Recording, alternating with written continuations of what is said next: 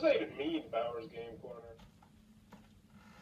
Ahoy there, YouTube! I'm back again today for another game review, and today I'm very excited to check out Zimby Mojo, a co-opportunistic game of cannibalistic mayhem from Devious Weasel Games. This is for 1 to 8 players, taking about 20 minutes to 150 plus minutes. Yeah, you heard that right. It's for ages 14 plus, and in Zimby Mojo, you are going to be taking control of a shaman, summoning Zimbies, which sounds like zombies. They're not zombies. Zimbies are actually fighters. There are zombies in this game. You're going to be using your Zimbies, you're going to be using your zombies, you're going to be weaving your way through thugs, trying to kill the king cooperatively. But once the king dies, you're going to be trying to take his crown back to your home, and only one person is going to be able to take the crown back to their home, at which point all heck kind of breaks loose. Let's open it up. I'll tell you what I think about it. I do want to forewarn. Middle part is a little bit lengthier than I generally like it to be. I think it's like 10 to 11 minutes, even though I tried to keep it brief. So let's open it up and check it out. Alrighty then, we're going to take a look at what you're going to get inside of Zimby Mojo. So first and foremost, we're going to our handy dandy rule booklet. It is 17 pages, double-sided, full color, and it's got just giant walls of text. And I'll be brutally honest, throughout this entire review, this rule booklet is one of the most difficult rule booklets I have ever had to go through. And not because it's a bad rule booklet. Well, it's not a great rule booklet. I wish things were laid out in different ways. It will teach you how to play the game, but there are so many moving parts, moving pieces, different things, different little, oh yeah, you can do this, or you can do this, or this is going to happen, and that can happen. And the rule booklet, it will teach you everything, but it will take you a while to go through the game. This is absolutely one of those rule booklets. You want to know it front to back before you start teaching this game to anybody. Yeah, that was a big explanation for a rule booklet.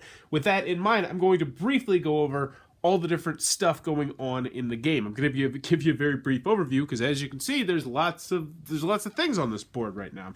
So you're going to be playing as a shaman, and you're going to have your own little board like this right here. Now, I've got it set up for a fast game, which means you're going to start off with 8 Zimbies and 4 Mojo. Your Zimbies, you're going to be using them, moving them all around the board, joining other people's Zimbies, trying to form columns. And what are you trying to do? Well, your ultimate goal is to kill the king, and that is the king right here. When he dies, he, boop, turns into a crown, and what you're trying to do is take this crown back to your little player board over here, and if you do that, you win the game. But it's going to be extremely difficult to do that because you will be working against not only all the other groups of Zimbies, aka the other players, the other shaman, but there also will be thugs who will be going around the board. And you're going to notice that there's all these different little footprints around the board because the thugs will start off, kind of just patrolling with the king. But as the king dies, they're going to start patrolling all around the board.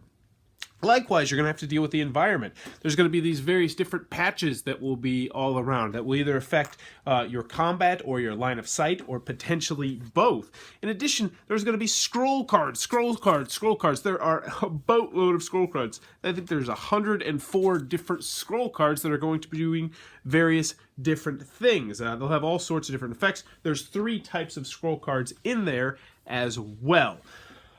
So what you're trying to do is you're trying to take your Zimbies, work together at the first part of the game, kill the king, and then you are going to need to stop working together, grab the crown, and take it back. But having the crown is going to slow you down. Also, getting to the king is going to be very difficult because this is the little king's lair right here. Think of it kind of like a mountain. That's how I was explaining it with the game, that he's at the top of this pyramid. You can't even enter this area until you have successfully gotten rid of at least one of these little elements that are protecting him. You're going to get rid of these elements by going to these 4 spots around here, but the kicker is you have to work together in order to do that. You have to make sure that at least you are in a column, and a column is when you have at least you and another player together. So let me grab the color real quick, and I'll show you what a column would look like, and then we'll walk you through a little bit more of what's going on, because like I said, there's a lot of stuff going on. So let's just pretend the yellow guy, he's over here doing his thing, and let's get down to the gameplay.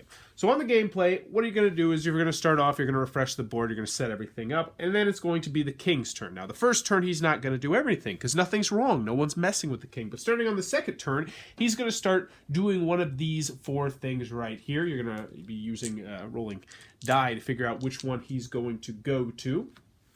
And you're going to flip that over, and a bad thing will happen. Now, this is a variable element to the game, because I believe there's 8 of these little things, and these are generally bad for everyone, or people in particular quadrants. Next, you'll get to the Shaman's turn, and this is really the heart of the game. So the King's turn is going to be relatively quick. You're just going to find out what sort of bad stuff you are dealing with.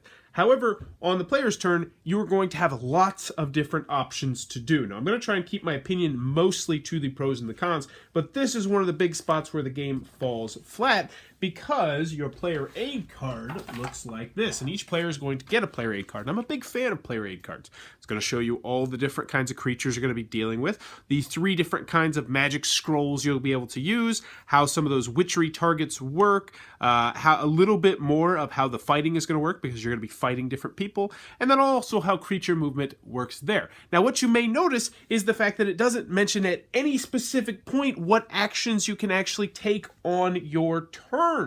Now, I also have this large tarot size reference card, which I pretty sure does not come in the game. This was something extra that I got at Gen Con. So I'm just going to mention this. And this is a big list of the actions you can take. And as you can see, 1, 2, 3, 4, 5, 6, 7, 8 different actions you're going to be able to do there. And I don't even think this has all of them. Yeah, because you're going to be able to, like, turn yourself into a zombie, like, because you're going to have these special thicker tiles, and these zombies are really cool when you get them on the board, if you know how to get them onto the board, because they're just going to go around and they're going to be attacking people, and you might notice that they're different thicknesses. Oh, drop that one. They're different thicknesses, and the thickness is pretty much going to tell you which one is more powerful, and that's really cool, especially as you start to team up with other players, and you'll start to have, you know, a big column of Zimbies.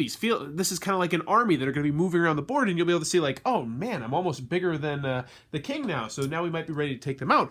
But this is not included anywhere in the game, which means you're going to have to be continually going back to the rule booklet to figure out how all these actions work. And the other thing is, not all of these actions are in one specific part of the rule booklet. You're going to have to be flipping around to find all the different actions. And that's, oh man, we'll talk more about the pros and cons, but as you can see, what you're going to be able to do on your turn, for the most part, is you're going to be able to spawn Zimbies. So you'll be able to put Zimbies out onto the board, and you have 2 choices here. You can either move them onto the board, just boop, boop, boop, boop, boop, boop, spending your mojo, which you will just flip over. You don't actually lose your mojo, you just flip it over. Or you can spawn them to one of the 4 portals on the board. But you also can pay Mojo so that you can kind of make it so you go to the portal you want. Or you can just do it cheaply, which means you'll just spawn to a random portal. But that's anywhere on your player reference cards. Next, you will be able to move your creatures, and that one actually is on the player reference cards. It'll tell you how to do it. What you really need to know there is that the larger group you are in, the bigger the column it is, the harder it is to move. But uniquely enough with this game, if you are in a column, everyone will be able to move that column on their own turn. So when it's your turn, if you are a member of a column, that is your column for that turn. So you're going to decide what the column does, which is actually really cool. You can attack creatures, pretty self-explanatory. There's a combat system in here called, Brutality and Vitality, which is pretty much your attack and defense. You'll be rolling dice and doing that. So that, I do actually like the combat in the game. And then you can also make zombies, and that's going to cost you Mojo to do it, and you'll put the zombies on your board. Now, another interesting aspect is you only have 4 Mojo, which does not seem like a lot, and it's not a lot. However, what you're able to do is you're able to flip these guys over, and when you flip them over, that counts as an extra Mojo. So that is another option you'll be able to do on your turn. So I haven't even got to the cards. Yeah, let's get to the cards before we get to the pros and cons. So as I mentioned, I have the quick game set up, which means you're going to start with 8 Zimbies, and you're going to start with, I believe it's 6 cards. Actually, I have 7, whatever. And there's going to be 3 different kinds of cards. You'll have Witchery, you'll have Rituals, and then you will have the third one, which is eluding me currently at the moment, Incantations, and they'll do various different things. Now, how the cards get played is actually really interesting, and an aspect that I really like about the game. And you'll see the pros and cons. There's a lot to like about this game. When you play a card, And you can play this at any point during any of the 3 phases, either the Shaman's turn, the Thug's turn, the Zombie's turn. We haven't even talked about the Thugs and the Zombies, but we'll get there in a second. You play this card, you're going to pay the Mojo, and then you're going to say, all right, I am playing this card. It's going to do something to one of these different characters.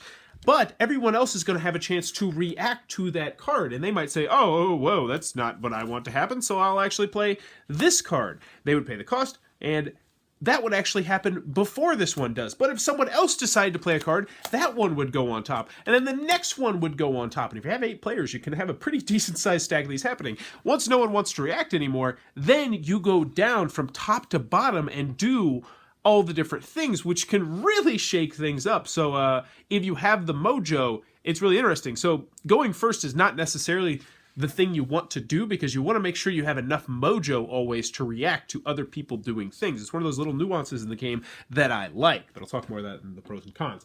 So let's get back to it. So you're going to take your turn, everyone's going to take their turn, and then the Thugs are going to move. And the Thugs, as I mentioned, have a preset path. They're going to be guarding the king, and then they're going to be, scouring around the board. Pretty much you don't want to run into Thugs. You definitely don't want to run into columns of Thugs, because every once in a while it'll happen where you'll have, boom, 2 Thugs in a certain spot, which is a pretty big deal. You can never column up with Thugs, obviously, and then Zombies. So if you have created Zombies, Zombies will go towards the nearest living creature. But luckily you can soothe Zombies and say, oh, don't go towards me. But Zombies on the board are always a big problem for everybody else. I really like this, how the Zombies work in this game if you get to have Zombies on the game. Because one of the games we didn't even, nobody really built Zombies because, there's so many other things you need to explain with the rules. You're going to wrap it up, and then the king is going to take his turn, setting down some bad effect on everybody, and you're going to rinse, wash, and repeat. So pretty much the layout of the game is when you're first starting the game, you're going to need to work together. You have to work together in order to activate these. You just have to do it. Then, once that happens, you're going to kill the king, grab the crown, and from that point on, it is just all bets are off. First person to get the crown to their little area is going to be the winner of the game, and that, in a nutshell, is how Zimby Mojo is played. Alrighty then, Zimby Mojo from Devious Weasel Games. What are my final thoughts? Let's go over the pros, let's go over the cons. And with this game, this is a really double-edged sword kind of game for me. So I'm kind of actually going to be interweaving the pros and the cons. We're going to start off by saying there is a lot to like about this game. And this is the kind of game where if you sat down with 5, 6, 7 other people and all of them knew how to play this game very well and you did not, this is a fun game. This can be a very enjoyable game. But that situation is probably not going to arise very often, if at all. And as such, this is a very difficult game to recommend for a variety of different reasons. So starting off, the rule booklet is a beast. I do a lot of rule booklets. I read a lot of rule booklets. And what I try to do is I try to do a dry read, where I won't have any components, I won't have any board in front of me. I'll try and read the rules to see if I can understand the game. I had no idea what was going on about 3 or 4 pages into this rule booklet because there's so many different things. Now, with everything set out in front of me, did it make it easier? Yes and no. But here's the thing. The game setup is actually on page 13, which just boggles my mind. Game setup should be right at the beginning so you can set up the game and then you can kind of see everything, be like, oh, so this is going to do this is going to do that. So the layout of the rule booklet is very poor. I was not a fan of the layout of the rule booklet. Now, the rule booklet itself will teach you everything you need to know, but the layout is bad. Another thing, player reference cards. These have some useful information, and these will come in handy, but they are bad. And the reason I say they're bad is because they don't actually tell you what you can do on your turn. They don't tell you how much Mojo will cost on your turn. If you skip the middle part, I talked a little bit about this card, this oversized tarot card right here, which is a player reference card, an additional player reference card. Now, I'm pretty sure this does not come in the game. This is just something I got, I think was at Gen Con. This is actually pretty useful because it tells you a bunch of the different things you can use your Mojo with and how much Mojo it costs. But it doesn't even tell you all the things you can do with your Mojo. There's a lot to do with your Mojo, and if you don't know you can do something with your Mojo, then you just don't know. Now, you might say that, well, that's probably on them. If someone explained the rules, they should remember it. Normally, I would agree with you, but not in the case of this game, because there's so many other things that you have to retain in this game, or attempt to retain in this game.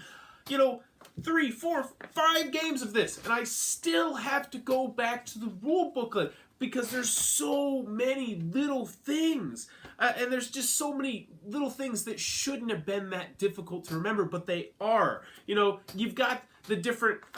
so what do I like about the game? Let's get back. Let's try and focus on both the pros and the cons in this because, oh man. So I like a lot about this game. I like how the thugs move. I love NPCs in games. I love things that are completely out of your control, that are just randomly going around. They're doing their thing. They're somewhat predictable, and you have to deal with that. Everyone at the board has to deal with it. And I like that. But that being said, there's still a little bit confusing because you have to continually remember, all right, so this is they're going to be rolling a d6, but then when the king dies, you're going to be doing this, and he's going to be going on a different path, and that is slightly annoying. There's lots of different terminology. You know, Zimbies are going to be, what is it? They're going to be singing or humming or something like that, and then there's off the board, and then there's on your player board, and then there's on the board, and there's depleted, and there's this, and there's that, and there's lots of terminology, and there's no good way to remember all of that terminology. One thing that really annoyed me, and there's quite a bit with this, is on the back of the rule booklet, it has exactly what is on the player aid cards. They have enough player aid cards for every single player. Why would you put that yet again on the back of the rule booklet? Put useful information on the back of the rule booklet. Put this on the back of the rule booklet. So that was very frustrating as well. But let's move over to things that I like. You know, what is it? Two pros and a con or something like that when you're trying to be nice to people. I know that's one of those. I don't know. I like a lot. I like this game. Like, this is a fun game when it works, but it just doesn't work that often. I like how the card system works. I like how you might play a scroll, but you are never sure what's going to happen because everybody else might go, I'm playing this, I'm playing this. You're like, crap, that's going to completely, screw up what I was trying to do. Luckily, though, even if a Zimby dies, you still get to carry out the action, but I really like how that worked. I like the randomness in the portals and how the thugs moved. I liked the fact it really does feel like you're in like this crazy jungle and there's thugs and there's other people, and at the higher player counts, it was really cool. There would start to be alliances that were built up because you're going to have these columns and you have to have these columns. And we have epic column battles and you have to go to the Bag of Fate. That's really neat. I like how the combat works in the game. I like how the Mojo system works in the game where you can flip over your Mojos on your board. So you're like, I want Mojos on the board, but I also kind of want Mojos over here so I can flip them over. I love the zombies in this game because they don't care. They're honey badgers. They're trying to kill everything that is living, like zombies should be trying to do, but you can also use your motor to say, all right, you're not moving this turn, you're not moving this turn. I like that a lot. You can even use that to your own, be like, how about we form a column? How about you let me into this column because maybe I got this zombie over here, and if you don't let me into the column, then you're going to have a problem with that zombie. I really like a lot about this game, but I can't recommend it because there's so many bad and fidgety things that arise. It's just the rule booklet. The rule booklet kills this, and this is one of those games. This is one of those games. It's, the game is a double-edged sword, and even this game itself is. This is the kind of game where if I had just, if I hadn't got this as a review copy, and I was just like, all right, I just got this game, it looks cool, I would have never played it because of the rule booklet. I would have got 3 or 4 pages in, I'd be like, oh, this will go on the shelf, we'll play it another time, hopefully someone will know the game. And I would have never played it. Now, being a reviewer, I kind of was forced to play it. And I found that, hey, I actually like this game. It's pretty cool. There's some really neat parts in this game. But at the same time, it's just never going to hit the table. It's a burden to teach. You need a player aid sheet. Each player needs their own individual player aid sheet. I think that would help this game exponentially. And it's got a lot of cool ideas. But unfortunately, it has too many cool ideas that are not properly implemented into the game. So that is Zimby Mojo, one that I definitely cannot recommend. Probably can't recommend getting, but if people are playing it and they know how to play, you should absolutely join them because I think you're going to have a good time. Oh, solo. I always like to mention solo. My thoughts on solo because I do solo game quite a good deal. This game, solo will help you learn the game. You still are going to have to slog through that rule booklet, which is really difficult. I did enjoy it solo. It does cut out a lot of the game. I like the game best at higher player counts because then you have to work on you have to be cooperative. Whereas in the solo game, you just have to sacrifice one of your Zimbies when you're opening up one of the paths to get to the king. It's good, and there's a decent amount of variability because you're going to have 104 of these cards. You're only going to be using 17 in a solo game. And also, you're going to have the different, like I said, there's 8 different effects that are potentially going to... There's 4 effects that are going to be in the game that the king's going to be able to do, and you have 8 of them, so it'll be different each time. But still, I don't know if I'd go out of my way to get this one solo. So overall, Zimby Mojo, fun game, but I definitely cannot recommend it. If you enjoyed this review, please be sure to click on that subscribe button down below in the comments below. Let me know, what is the worst rule booklet you have ever had to wade through that was actually a decent rule booklet? Like, so it was just beastly, you know, ghastly. For me personally, this one, the layout of this one really just killed me. But I'm pretty sure I remember the first time I learned Twilight Imperium 3rd Edition was with both expansions, so I essentially had 3 giant books to get through. I also remember Game of Thrones being a beast to get through as well. So those ones would probably be up there. But let me know in the comments below, what is the beastiest rule booklet you've had to go through? And as always, thanks for your time, YouTube.